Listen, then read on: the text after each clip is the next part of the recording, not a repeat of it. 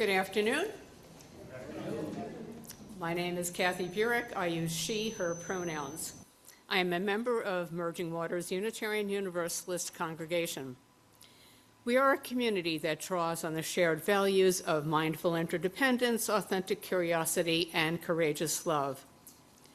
We welcome you who are joining us in person and you who are joining us online.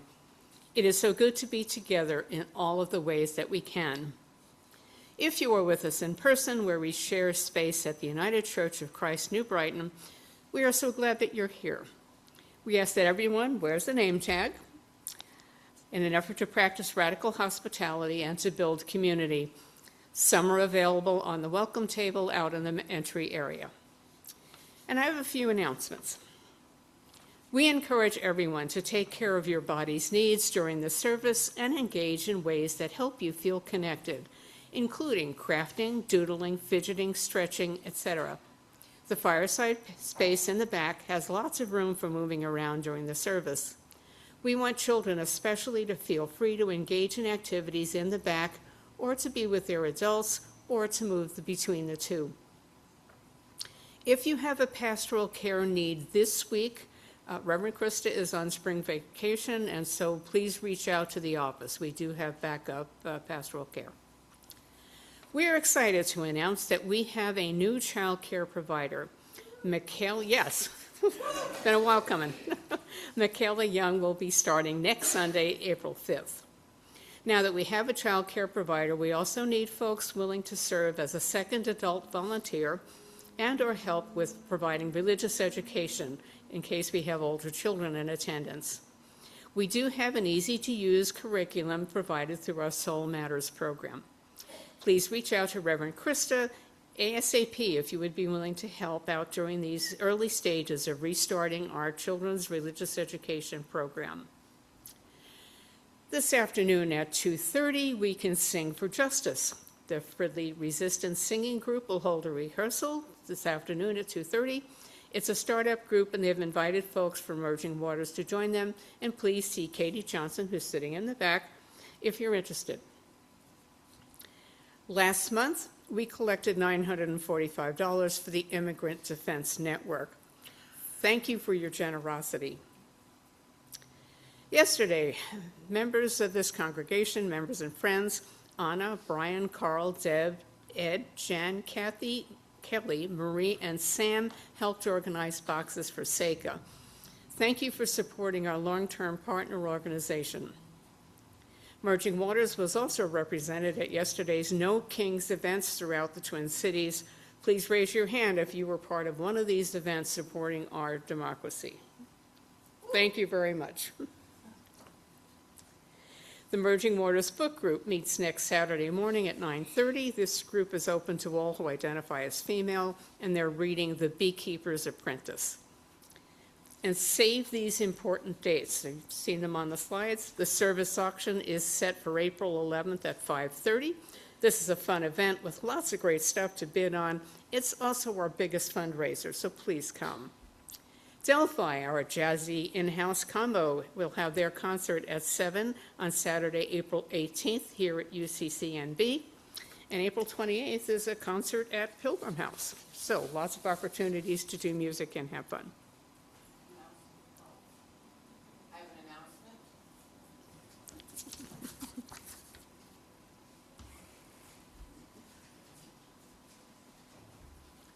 This is about our service auction. This has been a difficult year in Minnesota and within our wider UU community. Through it all, Merging Waters has held steady, held each other, remained strong in a community.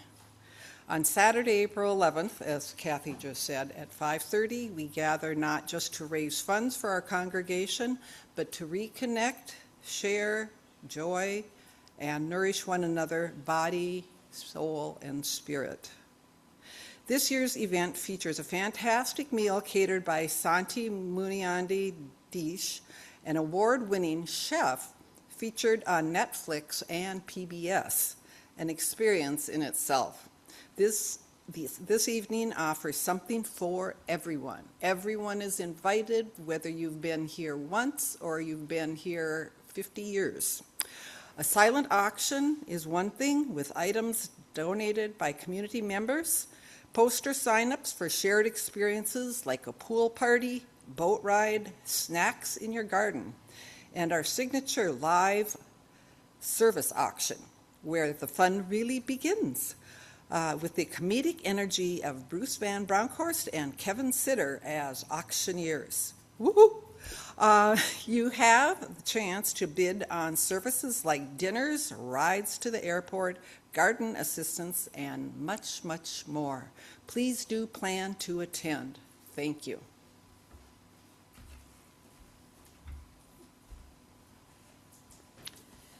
Newcomers are welcome to all of our programming and events. You need not be a formal member.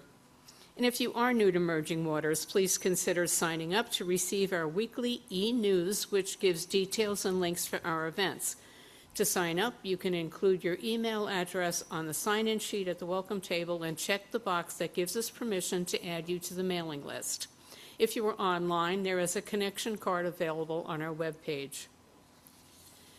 Joining me in the worship service this morning are the Reverend Terry Bernard as our guest speaker. Bruce, our Director of Music Ministry, is at the piano here on site, and members of the band and choir will lead hymns. Our volunteer tech team includes Byron and Katie Johnson and Brian Hill. Katie Johnson and Janice Sancott create the service slides. Welcome once again to our service today. We hope these Sunday services provide a time of sanctuary, reflection, connection, and joy. Time to light the chalice.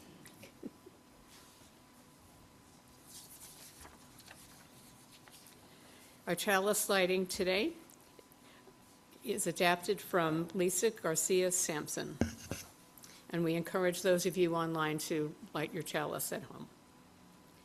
In these wild and uncertain times, we gather to remember who we are, who we belong to, and what we're called to do. As we light this chalice, we kindle the spirit of the great turning, the movement for justice alive in this nation today. May we feel it in our bones and in the stillness of this hour. May we sense it calling our name. Our opening reading is by UU poet, the Reverend Julian Jamaica Soto. Can we develop the skill of remembering the future? Can we commit to build the community that will extend into a time that we only know by memory because it will outlast us? Memorize the compass points of the day yet to come, the truth, the love, the fire, the endless yes of the horizon. Shake the scales from your imagination. Reach, stretch, rise. There is no more time for pretending that everything can be all right without your care, without your attention. You can mourn, grief being more real at times than the promise of the sunrise, more real than the peace of the moon that by inconstant silver turns disappears. And yet, while we may mourn changes, losses, deceptions, and betrayals, beneath the ash we find the ember. We weep, and then, as we have learned from labor movements, we organize. Remember the day toward which we advance. It is with your actions today that you engage that muscle memory, that sense of smell, the ragged velvet feel of a day that you have never lived. It is also your day. Remember it well. Come, let us worship together. Now please rise in body or spirit for our opening hymn, number 112 in the gray hymnal, Do You Hear? We have hymnals on the screen, and lyrics will be shared to Zoom for those joining our line. Song leaders will come to the microphone. People at home will be muted and are welcome to sing along.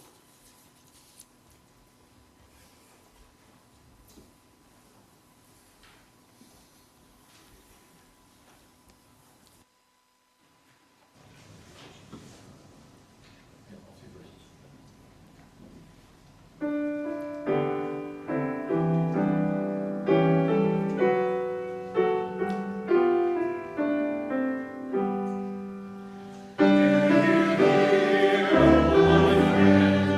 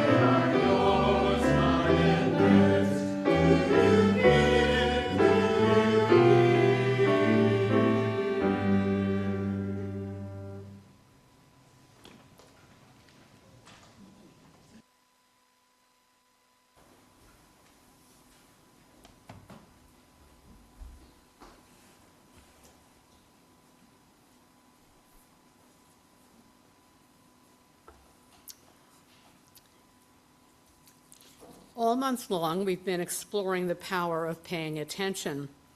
This story focuses about the power of paying attention to our impact on others. When facing problems, it can seem like we are not powerful enough to make a difference. But the humanist part of our UU heritage challenges this idea by calling us to pay attention to the many ways that our small actions can make a big impact. This story is called The Starfish Thrower. One day, a man was walking along the beach when he saw a girl. He watched as the girl reached down, picked up a starfish from the sand, and threw it into the ocean. "What are you doing?" asked the man. "I am throwing starfishes into the ocean," said the girl. "The sea has washed them up onto the beach. If I don't throw them back before the sun comes up, they will dry up and die." "But the beach goes on for miles, and there are thousands of starfishes," said the man. "You'll never throw them all back. There are too many. You can't possibly make a difference." The girl listened politely, then picked up another starfish and threw it back into the sea and said, "I made a difference to that one." Yesterday, many of us took small actions like helping at SECA, protesting the erosion of our democracy, or helping at the remembrance service for Ashton Knight. Each individual action was small, but together we had an impact. We helped feed our neighbors, we showed up and were counted, and we provided kindness and care to a grieving family. Thank you for your willingness to serve our community. We arrive today, as we do every week, with both joys and sorrows in our hearts, and part of the promise we make to each other is that we will help celebrate the joys and bear the sorrows. We are all holding the sorrow of war, of our neighbors being taken from their homes and deported. We hold the sorrow of the wounding of our Mother Earth. Yet we also hold the joy that there are millions of people in this country and around the world who join us in the work of healing. Let us take 3 breaths together to acknowledge the suffering and the healing in our larger world.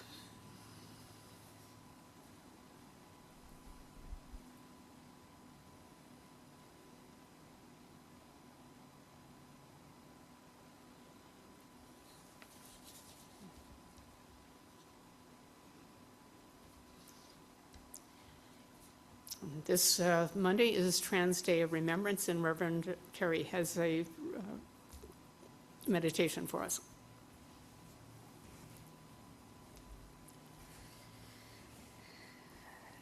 So this prayer is by Barb Weber, and it has a line that I would like to invite you to say. So I will be saying something, and then I would like you to say in response, "And together we hold on." Can we try that? And together we hold on. Okay? In times like these, my dear ones, we see you. And together we hold on. In times like these, we need you. And together we hold on. In times like this, we fight for you. And together we hold on. In times like these, we celebrate you. And together we hold on. For surely, my dear ones, the dawn will come. May it be so, and may we make it so.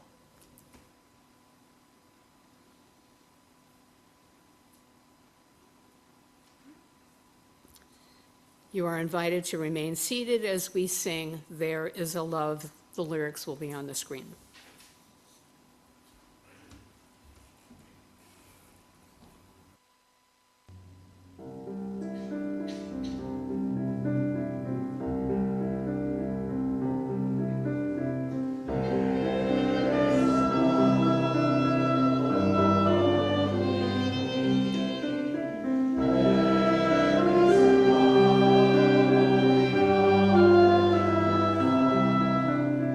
There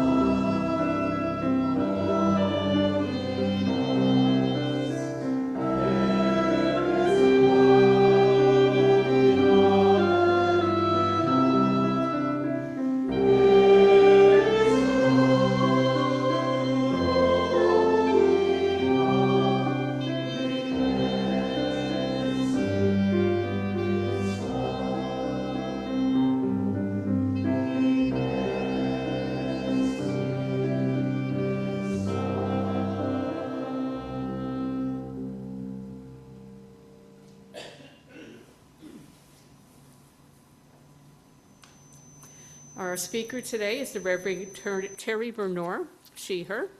She is the Executive Director of Moose Jaw, the Minnesota Unitarian Universalist Social Justice Alliance. She also serves the St. Croix Unitarian Universalist Fellowship in Wisconsin as their quarter-time minister. Terry inspires people to reflect, act, and lead lives grounded in their faith, spiritual practices, conscience, and values. Terry is a lifelong Minnesotan and lives in St. Paul with her spouse Brian and 2 dogs, Marvin and Betty. Sorry. Terry, welcome.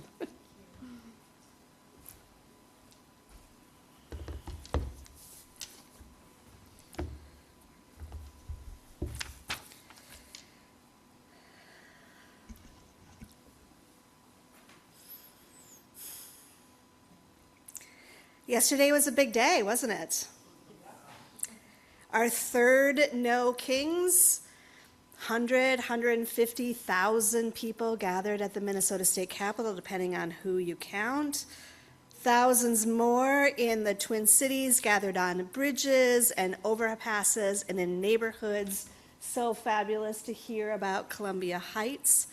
I was in my little neighborhood gathering in St. Paul, where there were a few hundred people outside the Carondelet Center in Randolph and Fairview.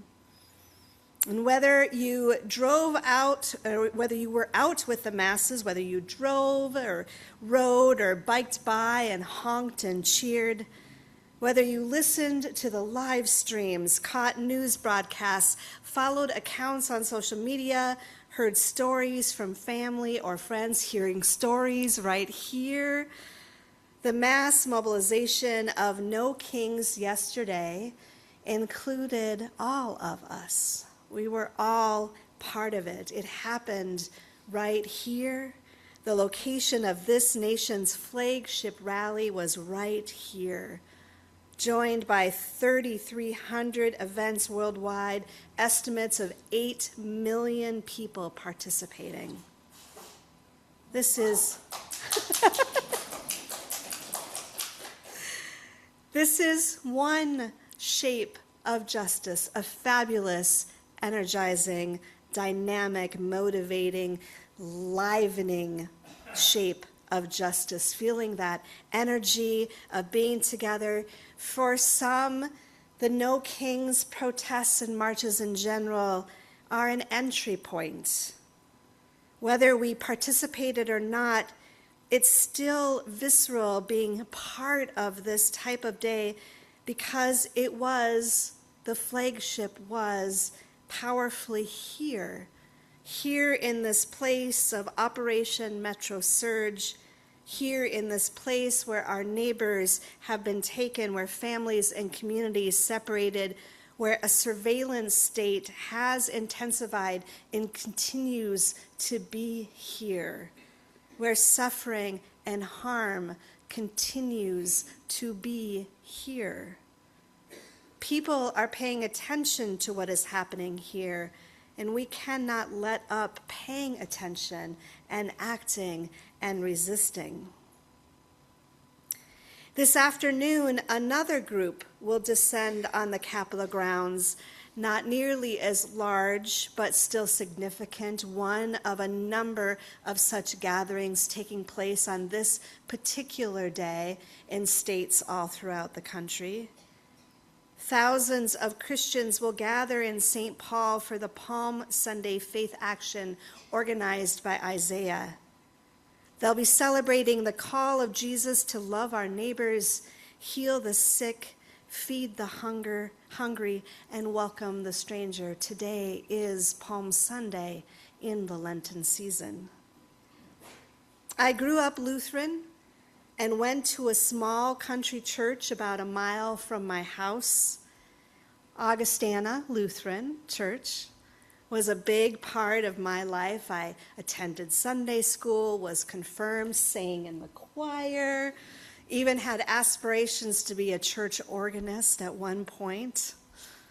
And just like so many, maybe all Christian churches, we marked Palm Sunday waving fern leaves. Is this a story that anyone else has had in their life? at some point? A few people here are familiar with the waving of palm leaves. It comes, of course, out of the Gospels. And in my memories from my childhood, the Palm Sunday story was simply Jesus riding a donkey. That's kind of neat. Crowds cheering and people laying their cloaks on the ground like a carpet. Lots of joy and hope and hosannas rang out. And that is really what I mostly remember. Although certainly more could have been said and more might have been said in my small country little church, although I kind of doubt it from way back then. And now as an adult, as a Unitarian Universalist clergy person serving in a pluralistic faith tradition whose activism and justice work is often in partnership with our Christian friends, I've come to learn a liberatory telling of the Palm Sunday story, the ways that Jesus reframed power and challenged the oppressors through this simple act of coming into the city of Jerusalem riding on a donkey. It was a lowly donkey, not some gallant war horse. The crowd shouted, "Hosanna," a word meaning save us, save us. As my comrade in justice, the Reverend Martha Bardwell explains, in a city under the grip of Roman rule, calling anyone Savior or Lord besides Caesar Augustus, that was dangerous. That was deathly dangerous. The imperial cult was the religion of the land, requiring submission to Caesar above all. And yet, as Jesus enters Jerusalem, the crowds make a bold public counterclaim with their shouts of Hosanna, Hosanna, save us, save us. Jesus' entry was no mere parade, Reverend Martha continues. It was risky, disruptive, tension-raising. We read in Luke's gospel account that the Pharisees tried to get Jesus to tone it down. "Teacher," they said, "order your disciples to stop." Hush, hush. Don't dare catch the attention of the king, of Caesar. The Gospel of Matthew dramatizes the tension even more. The passage is right. When Jesus entered Jerusalem, the whole city was in turmoil. Reverend Martha calls out this word translated from the Greek as turmoil. It relates to the word seismos, meaning earthquake. She lifts up this connection to help us see a deeper meaning. Jesus came to bring about a seismic shift, to shake up the very foundations of human society. His way of humble service and self-giving love make the tectonic plates of empire rumble and crack. So here we are, on the confluence of No Kings yesterday, Palm Sunday today, International Trans Day of Visibility tomorrow, in the historical proximity of the third Selma to Montgomery March that happened in 1965. This is the march when Dr. King delivered his "How long, no, not long" speech on the steps of the state capitol in Montgomery, Alabama, after more than 8,800 people arrived from a mighty walk from Selma. Dr. King, in his speech, lifted up the words of Sister Pollard, a 70-year-old black woman who lived in this community during the bus boycott. One day she was asked while walking if she didn't want to ride, and when she answered no, the person said, "Well, aren't you tired?" And she said, "My feet is tired, but my soul is rested." Dr. King goes on, "They told us we wouldn't get here, And there were those who said that we would get here only after their dead bodies, but all the world today knows that we are here and we are standing before the forces of power in the state of Alabama saying we ain't gonna let nobody turn us around. Dr. King goes on, the battle is in our hands, and we can answer with creative nonviolence the call to higher ground to which the new directions of our struggle summons us. The road ahead is not altogether a smooth one. There are no broad highways that lead us easily and inevitably to quick solutions, but we must keep going. So here we are in the year 2026. A time when authoritarianism and power over the people, not with the people, is trying to take root again. Because to be clear, what is happening now is not new. Please, please make sure that you understand that clearly. What is happening now is not new. It is a reenactment of oppression and domination and othering that is deep in our history, here in what we know as the United States and throughout the world. Yesterday's massive No Kings March and global protests named in creative and pointed and truthful ways the ethos of we the people. We the people, where no one is illegal on stolen lands, where students and nurses and factory workers matter more in powerful ways than billionaires, where the voices of the undocumented need to be heard, where Trump needs to be told that you are not God. We, the people, are the power. But we also, friends, and this is where I'm going to ask you to breathe a little and hold on to some truths that we can hold at the same time as the fabulousness of No Kings. That there are limitations to what events like this have. They do a powerful, powerful thing. And they are not everything. Shea Stewart Boley is a Black woman writer and a disruptor who shares stories and thoughts on the Substack Black Girl in Maine. She's originally from Chicago, and she is in Maine through conditions not necessarily of her own making.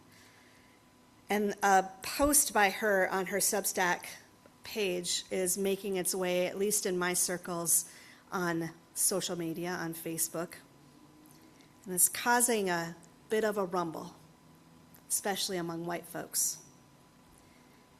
Shea Stewart Boley, Black girl in Maine, writes, "Our issues are not just Trump and his cabal. They are a symptom of larger issues in this country.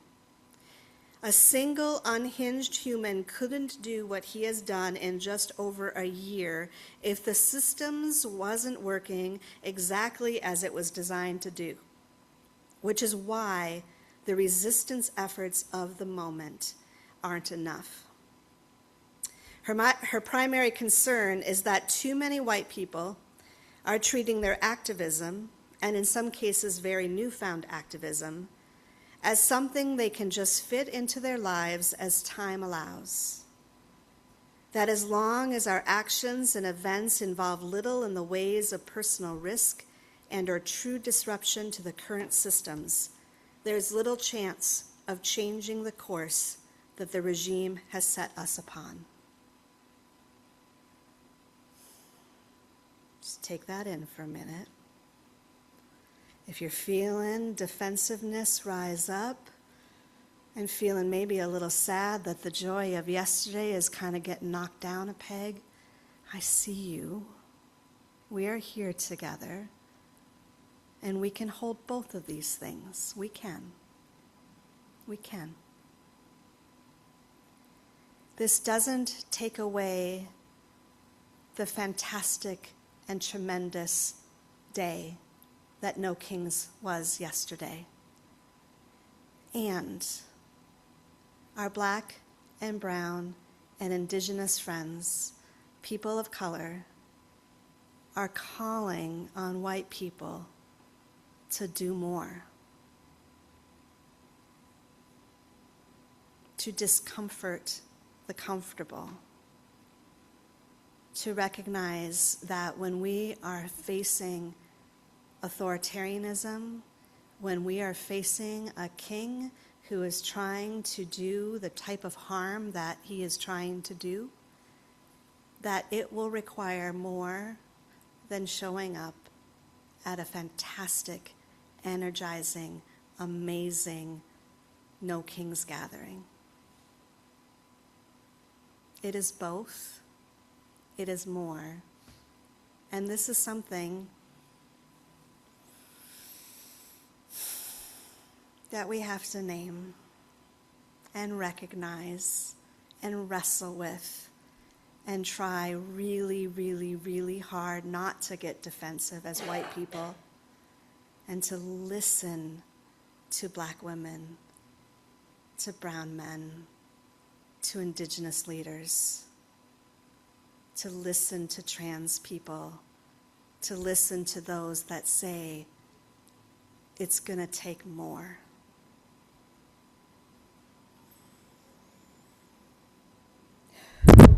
Because here's the thing. Our collective liberation is bound up in all of us. All of us. So when we live our lives, and when it is convenient to go to a beautiful and magical and wonderful march, and that's what we do, and we don't wrestle with some of the harder, less comfortable pieces of it, how do we transform the world when we don't transform ourselves? We can build on the energy and the vitality and the mass gathering that No Kings brings. We can build on every little action that we take. And my friends, I am positive, I trust completely that when we work together, when we deepen into who we are as Unitarian Universalists, when we dig in to the values and the practices that put forth this radical vision of a new world, that we can help each other and support each other in taking a little risk to build the muscles that help each other stretch and grow and do a little something that we didn't think we had it in us before to do. For those of us who have worked in movement spaces for a while, going out with the throngs of people can boost the spirit, bring a visceral reminder of what is possible, who we can connect with and engage with. 8 million people around the world showed up for No Kings. Imagine if 8 million people did one thing that made them a little uncomfortable. Imagine that. And maybe also going to No Kings. Maybe if that was, for some of us who are new to activism, the first time we have been to such an event, feel how amazing that was, how brave that was, how courageous that was. That is an amazing, amazing first step, and we celebrate that. There is room for all of us to take action together. And there is room for all of us to help all of us to be brave, to make those incremental steps, whatever that might be for you. And I'm not telling you what that might be, but it is to just look bravely in yourself and go, what is that next little thing that I'm a little scared of, that makes me a bit uncomfortable, that kind of would make a little bit of a kink in my nice, comfortable life? Because I see my neighbor struggling. Because I know that no one is free unless we're all free. Unless we're all free. Protests do an amazing job of shifting public discourse. They help us make relationships with people and groups that we might never have otherwise connected with, and they make visible the scale of opposition in a way that no online petition or social media post ever will. Please know that they are a powerful and amazing force. So my job as an organizer, as the executive director of Moose Jaw, as someone who organizes Unitarian Universalists, who works in multi-faith circles and coalition spaces, who is here through Moose Jaw to be with you, all of you, no matter whether you're new to activism, coming back to it from earlier seasons in your life, or have been actively committed to many forms of engagement in recent years. This is why Moose Jaw is here, in part to help you find your lane in the first place, find the things that energize you, that you can commit to, that you feel passionate about, that you feel good at doing, the ways that can propel you forward to find your lane. And also to not become complacent or stuck in your lane, knowing that you are more powerful, that you can do more with your beautiful talents and your beautiful life than you might have thought possible. And by do more, I don't mean that in an incremental add-on. I have to do this, and then I have to do this, and then I have to do this, and I have to give more and give more and give more and give more and give more and give more. That's not what I mean. That's not what I mean. None of this is to make martyrs of ourselves. None of this is to evoke a sense of white saviorism, for that matter. None of this is to be this work until we are just dead to the bones, tired, that we can't take rest, that we cannot rejuvenate and recharge ourselves. That's not what I mean at all. What I mean is just asking ourselves, checking in with ourselves, when Black and brown and indigenous and people of color say, especially to white folk, I need you to step into your discomfort. I need you to do more than show up at a protest. That you hear those words and see what can shift. And see what can shift. Move into that discomfort, not lock down in defensiveness, but to be curious and to wonder, when I do this together, when I do this with others, how can that really make a difference for what we are trying to do? The work of justice takes all of us doing the work, helping each other grow, supporting the radicals among us. This is also not saying that you have to become a radical, out on the front lines kind of person. We all have a role that we can play I hope that you are engaging with Deepa Iyer's book, Social Change Now. This is the UU Common book read that all of our congregations are being asked to read and to explore. We all have lanes and roles that we can play.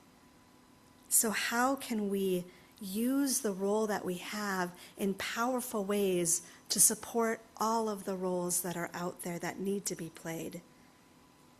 Can all of us become transformed through and by love, manifested through equity and justice? This is the shape of justice that is living into authentic, accountable, sustainable relationships. This is the shape of justice that is not a solo effort. This is the shape of justice that includes taking care of ourselves and each other, asking for help, accepting help, and grounding in our values and our practices. And this is indeed the shape of justice that discomforts the uncomfortable. It discomforts the comfortable. And that asks us to see what risk might mean for us. Ask the question. Take that one step. Just ask yourself the question, what might a nod to risk look like in your work? Because what we are facing, what this moment is calling us for, is a shape of justice that normalizes and supports dissent, that brings all of us together as a strong and mighty base so that civil disobedience, strikes, occupations, and other forms of escalation can do what we need them to do, which is topple the billionaires, topple fascism, topple systems and structures that say whiteness and Christian nationalism and patriarchy are what has the power. Some folks will be out there being radical and doing visible forms of dissent in those ways. But it will take all of us to support that work, to trust that work, to say that that work of dissent is what is necessary, and I will support that.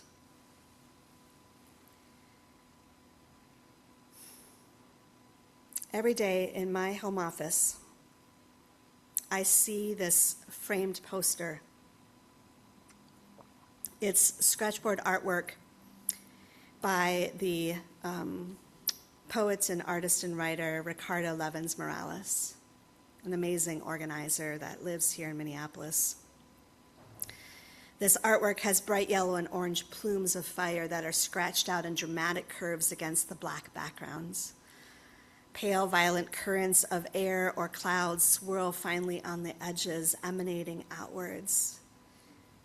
Block letters scratched out of the craggy and bulky body of the volcano body tell us power comes from below, from the hidden places where it gathers, until discovering itself, it blazes into view, lightening the sky and reshaping the landscape, sweeping away barriers it seems would stand forever.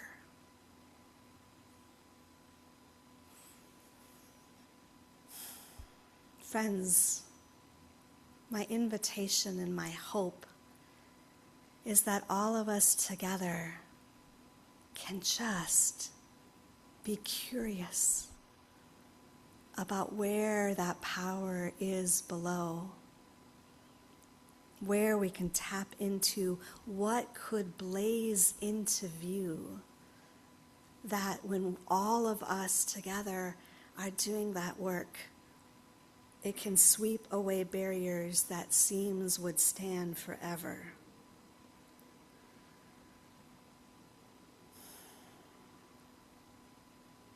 We are not in this alone. Listen to those that are asking for more. hear what they have to say, and trust that you are braver, more powerful, more filled with love than you thought possible. That is centering love. That is us organizing together. That is the shape of justice that I am so grateful I get the joy of doing that work with you, with the 30 congregations that are all doing this together. This is not solo efforts, friends. This is all of us being brave, listening, being curious, and seeing what is that risk that I might be able to do next. Will you come talk to me afterwards if this rattled some stuff up in you inside?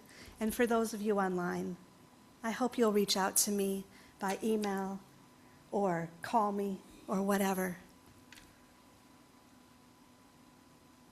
We can do this, friends. We have a big king. We have lots of pillars in our society that are propping up the systems of domination, of oppression, and control.